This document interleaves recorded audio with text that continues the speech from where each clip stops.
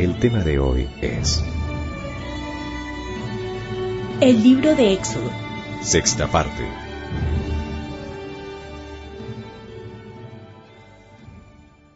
Sería bueno en algún momento poder tener más reuniones en la semana, pero a veces es todo lo que podemos hacer venir a estas reuniones, ¿verdad? Yo he estado en situaciones donde habían reuniones y reuniones, y puede que sea de Dios por un tiempo, pero regresando al mensaje anterior, ¿se acuerdan cuando el pueblo de Israel estaba al lado de el mar Bermejo? Habían salido de Egipto y pensaron que Dios había solucionado sus problemas. Y justo resultaron en la sin salida porque el faraón los persiguió con todo el ejército. Y ellos comenzaron a clamar al Señor. Y el Señor le dijo a Moisés que dejen de dar voces y ponen la gente a marchar. Y muchas personas están acostumbradas de clamar al Señor en las reuniones. Y eso puede tener su tiempo. Y otros están acostumbrados de clamar al Señor en sus quehaceres diarios o en su tiempo personal de oración. Y muchos de nosotros tenemos necesidades. Casi todos nosotros estamos enfrentando necesidad en nuestra familia o con alguien que es importante para nosotros. Muchos hemos tenido cualquier cantidad de situaciones. Y muchas personas me han preguntado de vez en cuando que por qué manejamos las cosas diferente aquí, porque en otras partes se ponen a nombrar a todas las personas y hacen una lista de oración y ponen en memoria todas estas cosas y repiten. Y pues no tengo nada en contra de esas cosas, si las personas lo están haciendo en buena fe. Solamente que estamos a la expectativa de algo nuevo y si nosotros tenemos contacto con el Señor, de verdad, no es necesario tanta repetidera. El Señor puede captar las cosas sin necesidad de decirle tantas veces. Pero más importante aún es si nosotros podemos captar lo que el Señor nos quiere decir a nosotros. Porque eso es la clave de todo. Si nosotros no nos damos de cuenta de qué es lo que el Señor quiere de nosotros, y si nosotros pensamos que lo único que hay que hacer es tratar de convencer a Dios de lo que nosotros necesitamos, o de tratar de convencer a Dios de la necesidad de otra persona que sabemos que está bien necesitado, pues todo eso pueden hacer de buenas intenciones, pero está la cosa algo al revés. Porque lo más importante de la oración es que el Señor nos hable a nosotros. El Señor ya sabe el problema, Él sabe dónde estamos nosotros, Él sabe la situación de cada persona, Él sabe el problema en que están metidos. Y cuando el pueblo de Israel estaba clamando a Él para que hiciera algo, la respuesta de Dios era ponerlos a ellos a marchar. Y a marchar aparentemente donde no había salida, porque era un mar que los cercaba. Y el Señor abrió el mar. Y ellos pasaron. Y los enemigos que los perseguían quedaron encerrados ahí y no volvieron a salir. Muchos de nosotros hemos sentido la mano de Dios de alguna manera en nuestra vida. Sabemos que estamos aquí porque Dios metió la mano, porque si hubiera sido de otra manera, quién sabe dónde estaríamos o de pronto no estaríamos. El pueblo de Israel pasó por el mar, habían sido liberados de Egipto, pero todavía estaban muy centrados en ellos mismos. Y ese es el problema de todos nosotros. Aquí en Éxodo capítulo 15, a partir del verso 22, e hizo Moisés que partiera Israel del mar Bermejo y salieron al desierto de Chur y anduvieron 3 días por el desierto sin hallar agua. Imagínense una multitud así, 3 días en el desierto sin agua. Y llegaron a Mara y no pudieron beber las aguas de Mara porque eran amargas, por eso le pusieron el nombre de Mara. Entonces el pueblo murmuró contra Moisés y dijo, ¿qué hemos de beber? Muchas veces cuando Dios nos saca de ahí una cosa, resultamos en no mucho tiempo metidos en otro problema. Ellos venían de danzar y alabar al Señor por la liberación y a los 3 días no sabían qué hacer porque no había agua. Y el ser humano no puede aguantar más de 3 días sin agua, y mucho menos en un desierto. Y Moisés clamó al Señor y el Señor le mostró un árbol, el cual cuando lo metió dentro de las aguas se endulzaron. Ahí les dio estatutos y derechos, y allí los probó. El Señor los probó varias veces, y les dio estatutos y les dio derechos. Derechos es lo que le corresponde a él. Hoy en día es de moda hablar de los derechos humanos, de los derechos de los niños, de los derechos de las mujeres, de los derechos de cualquier grupo de la sociedad. Pero la Biblia habla de los derechos de Dios, y es donde deberíamos de comenzar. Había un problema con el agua y no se podía tomar, las aguas eran amargas, y había que buscar un árbol, y cortar el árbol, y meterlo en las aguas, y se endulzaron. El problema comenzó con un árbol. Nuestros antepasados buscaron el fruto de un árbol que no era. Querían el fruto del discernimiento del bien y del mal para ellos. Más adelante, en la Escritura, dice que cualquiera que es colgado en un árbol, en un madero, es maldito. No sé todas las connotaciones, pero sé que para endulzar estas aguas amargas, y todos hemos tenido la experiencia de encontrarnos con aguas amargas. 3 días de sed, y cuando hallaron las aguas no servían. Y había que cortar un árbol. Si nosotros no regresamos el conocimiento del bien y del mal al Señor, la situación nuestra no se va a arreglar. Ellos aparentemente entraron en pacto con Dios. Dice que fueron bautizados en la nube y en el mar. Fueron bautizados y pasaron en lo seco. El agua no los tocó. El agua solamente llevó a los egipcios en símbolo del hombre viejo. Pero aún en las mejores condiciones, el bautismo es un símbolo que tiene que convertirse después en realidad. Y si nosotros queremos caminar con el Señor hasta que el hombre viejo muera y nosotros somos guiados plenamente por el Espíritu de Dios, por la vida de Dios, entonces tiene que haber algo en la práctica. Y ellos tenían que estar dispuestos a cortar cierto árbol y meterlo en las aguas, y la cosa comenzó a arreglarse. Comenzó a arreglarse porque habían muchas más pruebas más adelante. Ahí los probó y dijo: si oyeres atentamente la voz del Señor tu Dios, e hicieres lo recto delante de sus ojos, y dieres oído a sus mandamientos, y guardares todos sus estatutos, ninguna enfermedad de las que envié a los egipcios te enviaré a ti, porque yo soy el Señor tu sanador. Es muy interesante que hay cosas en el pacto que corresponden a nosotros y hay otras cosas que corresponden a Dios.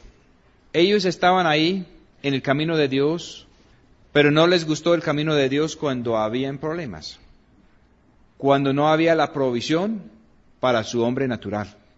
Imagínense, que salieron de Egipto, no sabían nada de nada. Dice que salieron armados, pero no tenían ni idea de usar las armas. Y en medio de un apretón de esos, y vienen los egipcios detrás, el mar por delante, y la orden de Dios es: dejen de gritar y pónganse a marchar. ¿Cómo hubiera sido esa forma de marchar de ese ejército? Pero Dios tenía que disciplinarlos. Y Él tenía que aplicar lo del madero a la vida de ellos. Y ellos tenían que colaborar en eso. Y cualquier persona que piensa en el camino de la cruz, ellos piensan que eso no es el camino por donde quieren ir. Porque el camino de la cruz va a matar al hombre viejo, va a matar los malos deseos. Nos puede dejar a nosotros en una muerte agonizante y gota a gota. Pero el madero puede sacar la amargura de las aguas, de las circunstancias, de los acontecimientos en el camino de Dios.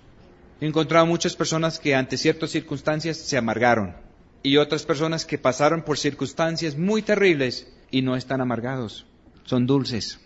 Y eso lo hace Dios. Yo me encontré con un señor anoche que ha tratado cualquier cantidad de corrupción y ha tenido cualquier cantidad de adversidad y ha escrito unas cosas muy, muy interesantes.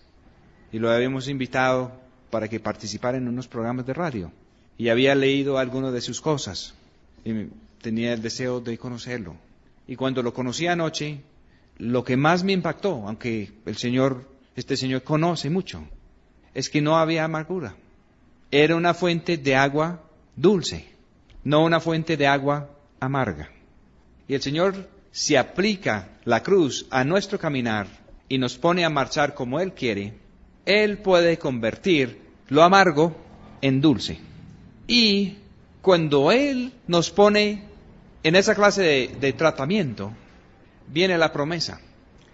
Que si nosotros estamos dispuestos a vivir como Él quiere, y a permitir que Él hace lo que Él quiere con nosotros, comenzando con los derechos de Él sobre nosotros, para que podamos entonces cumplir con los estatutos que Él quiere poner. lo primero que les prometió a ellos, y yo sé que la promesa es para todos, es que las enfermedades de los egipcios no los iba a tocar. Los tratos de Dios a veces son muy terribles. A veces hay que dejar lo que nosotros queremos. A veces hay que ir donde no queremos ir. Si nosotros vamos a caminar con Dios, no hay tiempo libre para nosotros. No hay horario, no hay calendario. El pueblo de Israel en el desierto no sabía a qué hora se levantaba la columna de nube de día o la columna de fuego de noche, pero cuando se levantaba, ellos tenían que arrancar. Ellos no pueden decir al Señor, espere un momentico que queremos estar otros 8 días aquí en este sitio tan delicioso. Tenían que arrancar donde el Señor dijera. Y si había que marchar 3 días sin agua, y el ser humano natural, a la vuelta de marchar 3 días en un desierto sin agua, está a punto de la muerte. Y lo estaban haciendo, pero de mala gana. Celebraban las victorias y después al otro rato murmuraban en contra de Moisés y en contra del Señor. Pero el Señor sigue poniéndoles la meta y las promesas. Y hay muchas personas que dicen ser hijos de Dios, que viven en lo que piensan que es prosperidad, detrás de las cosas de este mundo. Y aparentemente tienen mucha comodidad, pero nunca pueden salir de las enfermedades de los egipcios.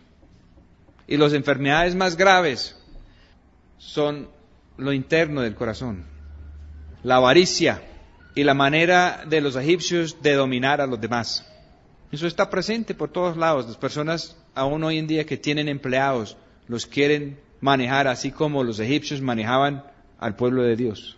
Quieren sacarles hasta la última gota de rendimiento al costo más barato.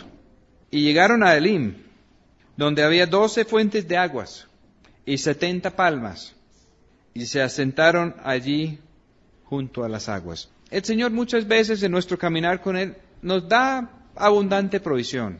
Las palmas son símbolos de justicia. 70 palmas, 12 fuentes de agua, que es el orden divino. Y muchas personas cuando encuentran eso, yo conozco a muchos grupos, muchas iglesias, y les pareció muy bonito poner el nombre Elim. Pero Elim no era un campamento permanente. Estuvieron ahí cierto número de días y después hubo que marchar otra vez. El Señor nos quiere llevar a determinada parte y nos quiere enseñar en el camino y nos quiere preparar para lo que viene. Y partiendo de Elim, toda la congregación de los hijos de Israel vino al desierto de Sin, que está entre Elim y el Sinaí. Iban para el Sinaí, pero tenían que aprender unas cosas primero. A los 15 días del segundo mes después que salieron de la tierra de Egipto. Llevaban aproximadamente un mes de camino. Y toda la congregación de los hijos de Israel murmuró contra Moisés y Aarón en el desierto. Y les decían los hijos de Israel, hubiera sido mejor si hubiéramos muerto por mano del Señor en la tierra de Egipto, cuando nos sentábamos a las ollas de las carnes, cuando comíamos pan hasta saciarnos, pues nos habéis sacado a este desierto para matar de hambre a toda esta multitud. ¿Qué dijo el Señor? El Señor se puso a que lloviera pan del cielo. Lo llamaban hasta pan de ángeles. No sabían qué era. Y cuando resultó este pan que aparecía a las madrugadas como una escarcha sobre la tierra, le decían maná, que quiere decir, ¿qué es eso? Y así quedó el nombre. Y cada uno tenía que recoger cierta cantidad. Y no se podía guardar de un día para otro. Dios les dijo que no los guardaran y quedaba lleno de gusanos al otro día. Cada uno tenía que ir a recoger su maná. Y solamente era suficiente para un solo día, con una excepción. Si guardaban el doble el sexto día, el día del sábado no caía maná. Y lo que habían guardado, la doble porción del sexto día, los podías sostener en el día sábado. Noten unas cosas muy importantes. Más adelante se ponían a ayunar los sábados, pero en el desierto el Señor no los ponía a ayunar los sábados. Les daba el doble el día sexto y eso les servía para el día del sábado. Les costaba trabajo recoger el maná. Tenían que agacharse y recogerlo, poquito a poquito. Más adelante dice que era un pan liviano, un pan que los mantenía en perfecta salud, pero que no los llenaba, los dejaba con hambre. Y más adelante cuando siguieron murmurando y el Señor sí les mandó la carne, dice que cuando la carne estaba todavía entre sus dientes, Dios comenzó a matar a los más gordos y que se metió flaqueza a sus almas. Eso es lo que no han entendido muchas personas que buscan las cosas de este mundo. Se puede hallar la prosperidad de este mundo, pero ¿qué tal si mientras que nos estamos aparentemente engordados de las cosas de este mundo, si nos va a entrar flaqueza en nuestra alma? Y esto es lo que pasa, debilidad en el alma. Y el alma es donde el Señor nos quiere tratar. El alma es lo que Él quiere salvar de nosotros. David decía que el Señor restauraba su alma. El maná los dejaba con algo de hambre, pero era bueno para el alma y los mantenía en perfecta salud. Le decía que más adelante la Escritura dice que comían pan del cielo, pan de ángeles. Pero en el Evangelio el Señor Jesús dice que Él es el verdadero pan del cielo. Y en la oración que nos enseñó, Él habla de nuestro pan de cada día o de nuestro pan cotidiano. Ellos lo tenían que recoger. Si nosotros queremos recibir lo que el Señor tiene para nosotros, y lo que el Señor tiene para nosotros en el sentido más alto es compartir la vida de Él con nosotros. A nosotros, aunque es gratuito, el maná aparecía todas las mañanas por obra y gracia de Dios, pero el maná no aparecía así recogido, servido en el plato. El maná estaba ahí como escarcha sobre las piedras y sobre la hierba del desierto, y ellos tenían que ir a recogerla. Y si nosotros vamos a tener contacto con Dios, y si vamos a recibir lo que Dios tiene para nosotros, se requiere de iniciativa de nosotros. Y la iniciativa de nosotros tiene que ser a la manera de Dios. Dios quiere enseñarnos a hacer las cosas como Él quiere que lo hagamos. Y hay cosas, hay bendiciones de Dios que no se pueden guardar para mañana. Y hay otras circunstancias cuando sí se puede. Ellos resultaron, algunos, dice la palabra, guardando el maná cuando no era, y resultó lleno de gusanos. Otros resultaron en el día del sábado, cuando tenían que estar en reposo, allá afuera buscando el maná, y no había. La gente es terco. Y Dios se enojó. Y Él le dijo a Moisés, ¿hasta cuándo? ¿Hasta cuándo? Versículo 28, y el Señor dijo a Moisés, ¿hasta cuándo no queréis guardar mis mandamientos y mis leyes? Unas instrucciones tan sencillas, no era nada complicado, y no se podía. Mirad que el Señor os dio el sábado, y por eso os da en el sexto día pan para 2 días. Estése pues cada uno en su lugar, y nadie salga de su lugar en el séptimo día. Así el pueblo reposó el séptimo día. Es muy importante lo que el Señor quiere hacer en el séptimo día, porque ya llevamos casi 6,000 años de historia humana, y viene el séptimo milenio. Y el Señor dice en varias partes que un día es como 1,000 años y 1,000 años son como un día. Y todo este tiempo, los que han querido tener algo de Dios, los que han querido recibir su sustento de Dios, el Señor ha permitido que recogen el maná. Los evangélicos, los católicos, los ortodoxos, casi todos tienen costumbre de que hay que tener un tiempo por la mañana de oración, hay que tener un tiempo de buscar al Señor, hacen sus diarios. Los católicos llaman a los, ¿cómo es que dicen a la oración por la mañana? Laudes. Es costumbre que viene hasta ese tiempo. De hombres de Dios que saben que si se comienza el día con el Señor, que las cosas van a ir mejor. Pero viene un día que cuando muchas personas van a madrugar buscando el maná, no va a haber. Amós profetiza el día que viene. Dice que viene una hambruna, pero no de pan, sino de escuchar las palabras del Señor. También lo hubo en tiempos de José en Egipto. Hubo un tiempo de abundancia y después la abundancia se fue. Las personas que están acostumbrados de que pueden hacer las cosas de cierta manera, si no están preparados para el día que viene, no la van a tener. ¿Se acuerda en el Evangelio que habla de unas vírgenes necias y unas vírgenes prudentes? Unos tenían lo necesario, justo, y se les acabó el aceite. Y otras tenían una provisión. Y se puede guardar la provisión extra solamente cuando el Señor lo ordena. Porque los que han tratado de guardar demasiado en otras épocas, se les ha ido mal. Han vuelto a tener problemas con corrupción. Los que han querido guardar las cosas y poner todo en un gran manual para que todo siguiera tal ejemplo, han encontrado en la experiencia que eso no funciona. Porque para que funcione es necesario tener un contacto directo con el Señor. Y el pueblo de Israel tuvo que cada mañana, cada uno, levantarse a buscar su propio maná. Pero hubo un momento cuando sí se pudo almacenarlo. Y nosotros estamos en un tiempo cuando creo que el sustento de lo que el Señor ha tenido a través de muchos siglos va a cambiar. Y los que no han guardado la palabra de Dios en su corazón van a estar en apuros y van a estar en problemas en ese día.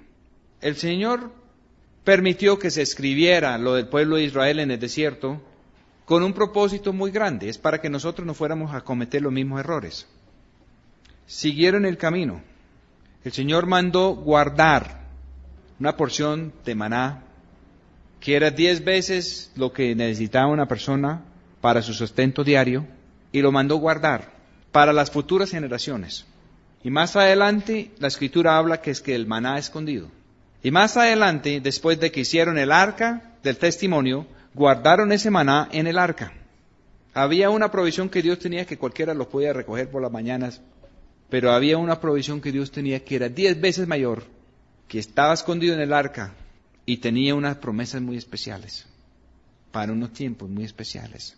Y lo interesante es que así dice, aquí dice en el verso 34 de Éxodo capítulo 16, y Aarón lo puso delante del testimonio para guardarlo, como el Señor lo mandó a Moisés. Pregunto, ¿delante de cuál testimonio lo puso? Porque ni siquiera habían hecho el arca del testimonio. El testimonio tiene que ver con la presencia de Dios. Y en ese momento ellos tenían dos cosas que podían simbolizar la presencia de Dios. Uno era la columna de nube y de fuego, y lo otro que cargaron de testimonio eran los huesos de José. Los huesos simbolizan la estructura, el armazón de lo que Dios estaba haciendo.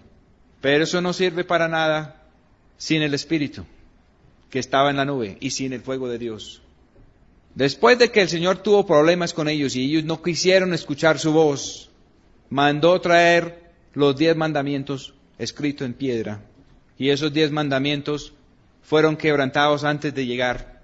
Y hubo que escribirlos una segunda vez, y la segunda vez también resultaron metidos entre el arca juntos con el maná escondido. Porque así en esas condiciones nadie los iba a cumplir. Y Dios tenía una provisión entonces que iba a ser guardada y no iba a estar al alcance de ellos hasta que no aprendieran a manejarlo.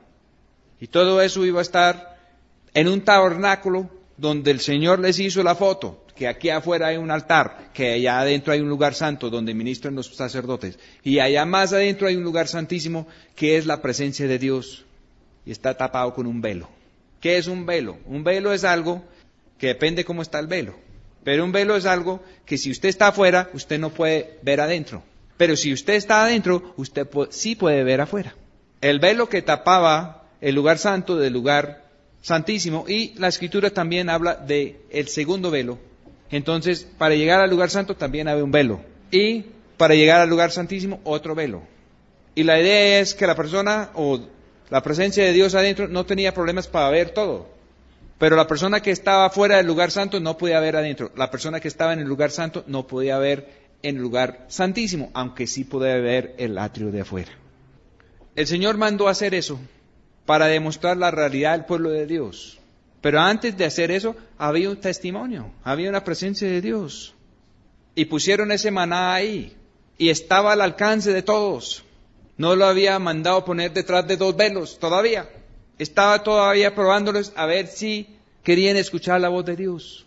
Porque la voz de Dios es para conducirnos a la presencia de Dios. Y la presencia de Dios es lo que nos puede transformar. Hay un solo problema. La presencia directa de Dios acaba con el hombre viejo. Lo acaba por completo. Ellos van rumbo al Sinaí. Allá es donde estaba la presencia de Dios. Dios puso su presencia ahí, hizo temblar toda la montaña. Y Dios los condujo hasta allá con una columna de nube y una columna de fuego, por un ángel del Señor. Un ángel quiere decir un mensajero que representa al Señor como Él es. La Escritura en otra parte dice que el pueblo de Israel vio los milagros y las maravillas, gozaron de la provisión de Dios, pero que solamente Moisés aprendió los caminos de Dios. Solamente Moisés recibió la revelación de cómo opera Dios, porque Moisés sí quería escuchar y no solamente escuchar, sino que Moisés quería ver a Dios. Al comienzo Dios solamente permitió que Moisés lo viera la parte de atrás y le tuvo que tapar con la mano. Pero voy a adelantar hasta el final del libro del Deuteronomio. Cuando Moisés cumplió 120 años, que es el máximo plazo que Dios puso al hombre natural, Moisés estaba en perfecta salud. Después de Moisés estaba Caleb, que tenía 80 años. Después de Caleb estaba Josué, que tenía 60 y pico. Y todo el resto del pueblo de Dios tenía menos de 60 años. Aarón ya se había muerto. Moisés tenía el doble de edad que la mayoría de ellos, o el triple que la mayoría de ellos. Y siguió con ganas de ver a Dios. Y el Señor dijo, bueno, arregle todo. Él dejó sus últimas instrucciones. Y el Señor, bueno, ahora súbete allá a ese monte y muérete. Y que Moisés subió a la montaña y que es que Dios le mostró la tierra prometida. La verdadera tierra prometida no es lo que ahora llamamos nosotros Tierra Santa allá en la tierra natural de Israel. La verdadera tierra prometida, si quitamos los velos, es el Señor Jesús. Él es la verdadera herencia. Y Moisés tuvo un encuentro con Dios que después dice que nunca antes hubo un profeta que hablaba con Dios cara a cara. Y era difícil tener un profeta así después, porque un encuentro cara a cara con Dios le cuesta la vida al hombre viejo. Llegando al Nuevo Testamento, al libro de Judas, en el versículo 9, dice que después de la muerte de Moisés, que el diablo se fue por el cuerpo de Moisés. El diablo lo pensaba encarcelar, porque el diablo tenía las llaves de la muerte, y tenía a todos los muertos ahí guardados, los buenos y los malos. Pero llegó un ángel de Dios, y el ángel de Dios no insultó al diablo, solamente dijo, el Señor te reprenda. Y el diablo no pudo llevar a Moisés. Moisés no murió como resultado de corrupción. Moisés no murió como resultado de desobediencia. Moisés murió obedeciendo. Y desde entonces han habido muchos. En la historia de la iglesia, muchos se llaman mártires. Y cuando el Señor llevó 3 discípulos al monte de transfiguración, y la Escritura dice que en esa misma época hasta Abraham y los demás estaban todos en el Hades, encerrados por la muerte.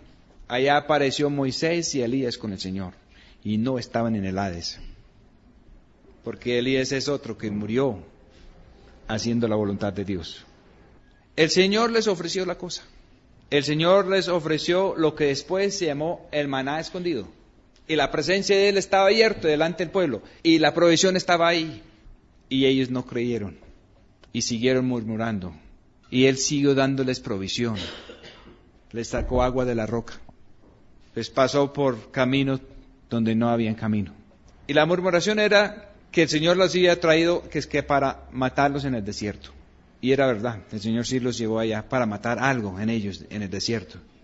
Pero la acusación que ellos tenían al Señor no era exactamente lo que el Señor iba a hacer.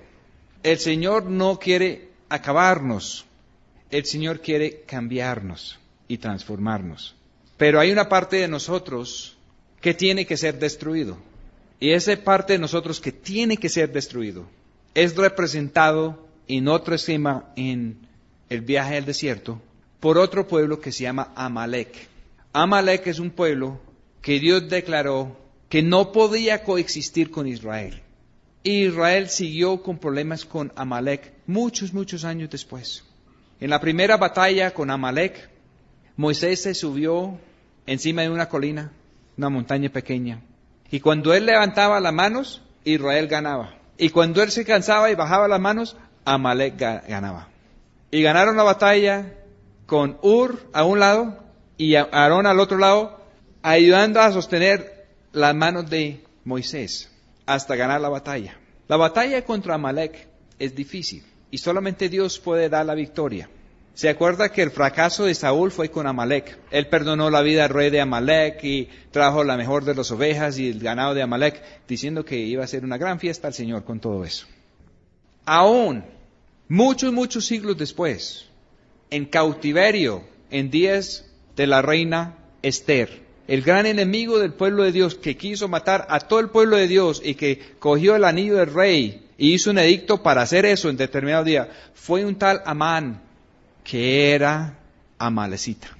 El hombre viejo motivado por la carne, siempre busca la muerte y acabar con el hombre nuevo, guiado por el Espíritu. Y la Escritura está muy clara en el Nuevo Testamento. Dice que si por el Espíritu damos muerte a las obras de la carne, vamos a vivir. Las obras de la carne es Amalek. Y la primera batalla, cuando ellos sí tenían que pelear, era con Amalek. Dios los sacó soberanamente y los liberó de Egipcio. El sistema de este mundo, el Dios de este mundo, el diablo, no es el problema más grave que tenemos que enfrentar. El problema más grave que tenemos que enfrentar nosotros es nosotros mismos, las concupiscencias de la carne en cada uno de nosotros mismos. Y si nosotros no estamos dispuestos a dar guerra ahí, vamos a ser derrotados y podemos perder la bendición de Dios para siempre. Porque Amalek nunca va a existir mientras que viva. Él va a seguir buscando el poder y él va a usar el poder para acabar con el verdadero pueblo del Espíritu de Dios. En un grupo cristiano, un solo amalecita que entra, causa estragos. En las vidas personales de nosotros, el solo hecho de decir, bueno, yo estoy dispuesto a que Dios gobierne toda mi vida, pero tal cosa no. Pues la tal cosa que reservemos es la tal cosa que nos va a derrotar. Y aún Moisés, siendo el hombre más humilde sobre la faz de la tierra, teniendo la vara de Dios, teniendo la capacidad de ser como Dios ante el faraón y ante los egipcios, para poner todas las plagas y para hasta abrir el mar rojo y que con su vara, él no tuvo la resistencia solo para ganar la batalla contra Amalek. Mientras que hacía el esfuerzo y levantaban sus manos, sí, pero cuando se cansaba, no. Se necesitaba de un esfuerzo total, corporal, y por eso es que la Escritura dice que donde hay 2 o 3 reunidos en el nombre del Señor, en la naturaleza del Señor, en la vida del Señor, que es diferente que donde hay uno solo. Ahí es donde está la victoria. La vida cristiana es muy difícil de vivir victoriosamente como un llanero solitario. Y en el cuerpo de Cristo cada uno recibe diferentes dones. El Señor lo diseñó para funcionar todos juntos. Pero Amalek no tiene lugar entre el pueblo de Dios. La guerra está ahí desde un comienzo. Y a pesar de todas las batallas que se ha hecho contra Amalek por todos los siglos, seguimos con problemas con Amalek. Y los amalecitas están por ahí. Y no solamente eso, sino que Amalek quiere hacer estragos hasta por dentro de cada uno de nosotros. En el Apocalipsis habla de la bestia y la marca de la bestia. Y eso es lo que hace el hombre natural. Hace bestialidades. Y eso, una de las formas de identificar eso en la Escritura es Amalek. Y Amalek es el primer enemigo que tuvieron ellos que confrontar directamente. Si nosotros vamos a morir, si Cristo va a vivir en nosotros, si el Señor va a tratar el hombre viejo en nosotros, hay que enfrentar a Amalek. Hay personas que nunca ganan la victoria con Amalek. Siempre resultan otra vez en problemas y otra vez en depresión y después buscan al Señor, buscan el perdón, vuelven a sentir otra vez la presencia de Dios y vuelven y juegan y vuelven y caen en lo mismo. Hay cosas que solamente Dios puede hacer, pero hay otras cosas que solamente nosotros podemos hacer. Para los hombres que tienen problemas en el ámbito sexual, hay cosas que solamente Dios puede hacer, de quitar los malos deseos. Pero hay cosas que solamente nosotros podemos hacer. Los que viven con su casa lleno de pornografía y de fetiches, cualquier cosa, que es una abominación ante el Señor, y en el momento de sentirse compungido y arrepentido, si no se limpia la casa, se está dejando la puerta abierta otra vez para que Amalek entra a derrotar la vida de Dios en nosotros. Las mujeres tienen problemas, en especial en el lado de preocupaciones, y tienden a tomar muchas decisiones, no basadas en lo que diga Dios, sino en cualquier preocupación o temor que se le metió a la cabeza. ¿Qué tal si tal cosa?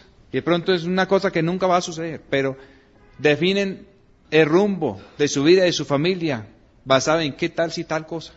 Y lo más grave es alguien que se pone a huir sin ni siquiera que nadie lo persigue. Cualquier cantidad de ataques. Amalek es capaz de disfrazar de muchas maneras, pero sigue siendo lo mismo. Amalek quiere consentir nuestra propia vida y el Señor quiere crucificarlo. Y Él no está pensando en crucificarlo para destruirnos ni para acabarnos, sino de sacarnos en resurrección, firmes en la vida de Él, con los deseos de nuestro corazón cambiados, transformados, convertidos, compatibles con la voluntad de Dios. La mayoría del pueblo de Israel que murió en el desierto, toda una generación, siguieron buscando sus propios placeres hasta lo último. Solamente habían 2 de ellos que pasaron la prueba y que entraron. Uno de ellos, el joven Josué, quiso vivir en la presencia de Dios y no estaba interesado en el campamento. Josué es quien ganó la batalla, pero Moisés tuvo que tener sus manos arriba. Josué quiere decir Jesús en el hebreo. Y Jesús puede ganar la batalla contra Amalek en las vidas de nosotros, como personas individuales y como grupos colectivas. Pero para que Jesús pueda ganar esa batalla en nosotros, Él tiene que ponernos manos arriba. Él tiene que ponernos a nosotros de desistir de nuestros propios caprichos para que Él pueda obrar la victoria. Voy a leer la historia. Éxodo 17:9.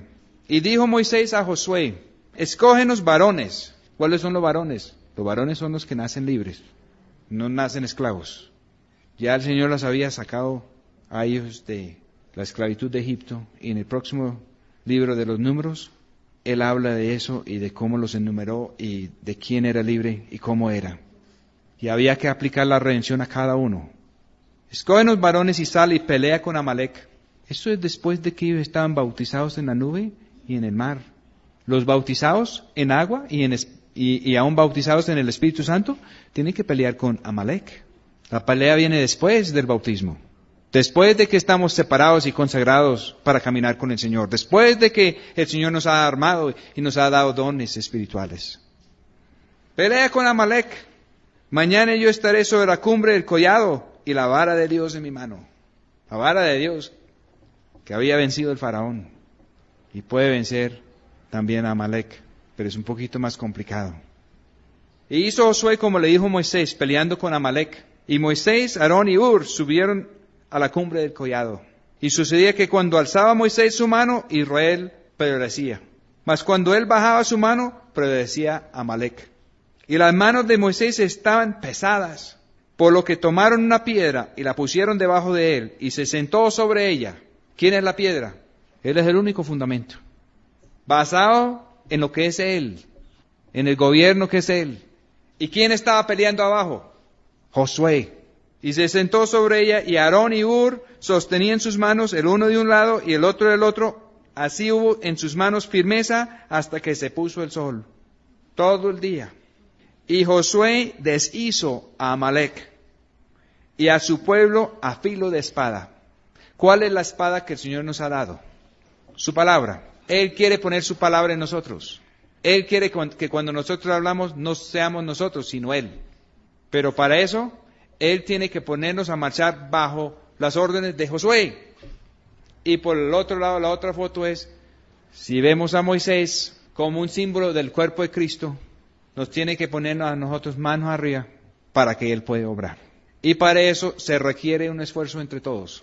Porque cualquiera de nosotros solo comenzamos a vacilar cuando nuestras manos llegan a estar demasiado pesadas, demasiado cansados. Y Josué deshizo a Amalek y a su pueblo a filo de espada. Y el Señor dijo a Moisés, escribe esto para memoria en el libro. Comenzaron a escribir el libro. Esta es la primera referencia de que alguien escribe algo que después se llama la Biblia. Pronto Moisés llevaba un escrito, pero aquí el Señor dice, mete esto en el libro. Esto es muy importante. Y di a Josué que de todo tengo de raer la memoria de Amalek de debajo del cielo. El Señor no está para consentir al hombre viejo, el Señor no está para arreglar el hombre viejo, el Señor no está para entretener al hombre viejo. Hay iglesias que quieren corregir a la vida de Adán en nosotros, cuadrarlo, arreglarlo, regresar a qué fue lo que pasó, su tía le dejó caer en su cabeza y quién sabe qué le pasó y por eso usted es así. Todo pasó cuando no tenía sino 2 o 3 mesecitos. Siéntese aquí en esta silla y recuerda todo lo que le han hecho y eso es, y dele. ¿Qué quiere hacer el Señor? ¿Matar eso? ¿Cortarlo de raíz? He aquí lo viejo pasó y todo es hecho nuevo. Pero no puede estar nuevo mientras que exista Amalek. Y si nosotros nos ponemos a consentir a Amalek y coger el rey de Amalek y lo mejor de Amalek, y con todo eso vamos a hacer una gran fiesta al Señor. Y Saúl perdió la bendición de Dios para siempre haciendo eso. Y Moisés edificó un altar y llamó su nombre: El Señor es mi bandera. La bandera era el estandarte. El estandarte manejaba el ejército. Y el estandarte de nosotros es el Señor.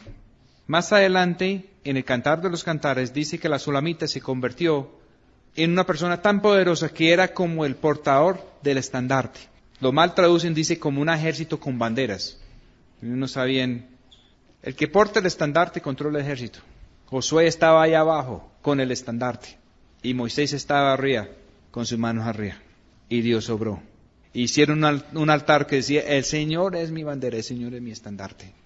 Tenían muchas cosas. Tenían el santo y seña también.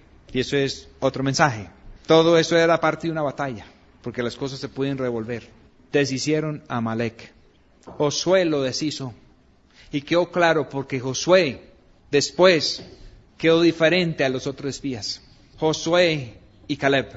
Los otros 10 vieron las bendiciones, vieron las maravillas, vieron la tierra de la promesa, pero se pusieron a mirar más bien a los gigantes.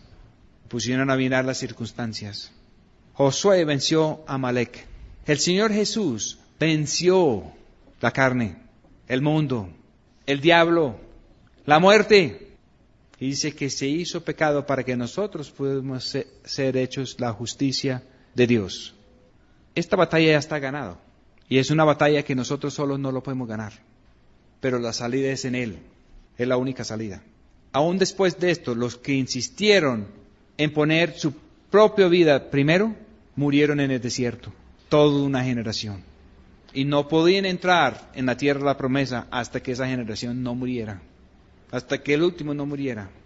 El Señor tiene el mismo problema hoy. Él quiere dar la herencia a su pueblo, pero hay mucha malacita todavía metido entre el pueblo de Dios. Y el Señor promete que los va a sacar de entre su pueblo. Pide a su propio pueblo de salir de los sitios contaminados. Y al verdadero pueblo de Dios, donde Él está uniendo las cosas, Él promete sacar lo que no está limpio. Hicieron un altar. El estandarte de nosotros es el Señor. El Señor es el que pone su bandera sobre nosotros. Y dijo: por cuanto Amalek levantó la mano sobre el trono del Señor, el Señor tendrá guerra con Amalek de generación en generación. Cada generación tiene que tener su propia batalla, su propia guerra con Amalek. Y la única victoria es en el Señor Jesús. No hay otra victoria. Vamos a orar. Señor, permita que podamos entender cómo es la batalla a la manera suya. Permita, Señor, que podamos entrar en su victoria sobre Amalek. Permita, Señor, que podamos entender, que podamos comprender lo incompatible que es Amalek con nosotros, si vamos a recibir la herencia como hijos. Pedimos esto en el nombre de nuestro Señor Jesús. Amén. Gracia y paz tengáis de Dios Padre nuestro y del Señor Jesús, el Cristo.